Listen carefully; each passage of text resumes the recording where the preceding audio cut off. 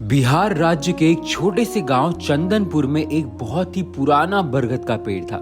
गांव के लोग इसे श्रद्धा से बाबा पेड़ कर कर पुकारते थे। कहा जाता था कि इस पेड़ के नीचे थके हुए लोगों को सुकून मिलता था और जिनके मन में दुख होता था उनका भी बोझ हल्का हो जाता था। पर इस पेड़ की सबसे अद्भुत बात ये थी कि रात के समय ये लोगों से कुछ कहता था। लोगों का मानना था कि ये पेड़ रात के सन्नाटे में उन्हीं लोगों से बात करता था जिनका मन सच्चा होता था और दिल साफ होता था। एक दिन उसी गांव में एक लड़का जिसका नाम था रवि, वो गर्मियों की छुट्टी बिताने के लिए नाना नानी के यहाँ पर आया हुआ था।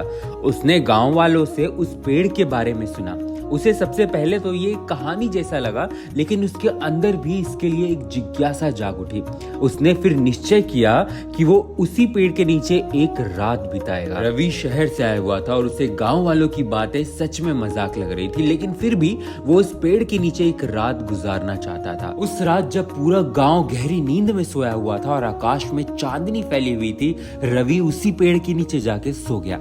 शांत हवा चल रही थी, लेकिन अचानक एक ठंडी सी हवा उसके चेहरे को छू के निकल गई और तभी एक धीमी लेकिन साफ आवाज सुनाई दी। दूसरों का दुख बांटना सीखो, तुम्हारा अपना दुख खुद ब खुद दूर हो जाएगा। रवि चौंक गया। उसने इधर उधर देखा, लेकिन उसे कोई दिखाई नहीं दिया, सिर्फ रवि और वो पेड़, चांदनी रात और ठंडी हवा। सुबह हुई तो रवि के भीतर एक नया भाव जन्म ले चुका था। उसने निर्णय लिया कि वो हर दूसरे की सेवा करेगा। उसने गांव के छोटे बच्चों को पढ़ाना शुरू कर दिया, बुजुर्गों को मदद करना शुरू कर दिया और सभी की छोटी से बड़ी परेशानियों में हाथ बटाना शुरू कर दिया। कुछ ही महीनों में गांव के लोग उसे बड़े आदर और प्रेम से देखने लगे। उसका जीवन भी पहले से ज्यादा सुखमय और शांतिपूर्ण हो गया था। अपने शहर जाने का उसने विचार भी त्याग दिया और गांव में ही अपने नाना नानी के साथ रहने लग गया। करीब 3 महीने बाद एक बार फिर से पूर्णिमा की रात रवि उसी पेड़ के नीचे जाकर लेट गया। वो डरता नहीं था, बल्कि उसे इंतजार रहता था कि शायद फिर से कोई उसे संदेश मिले। उस रात हवा एकदम शांत थी।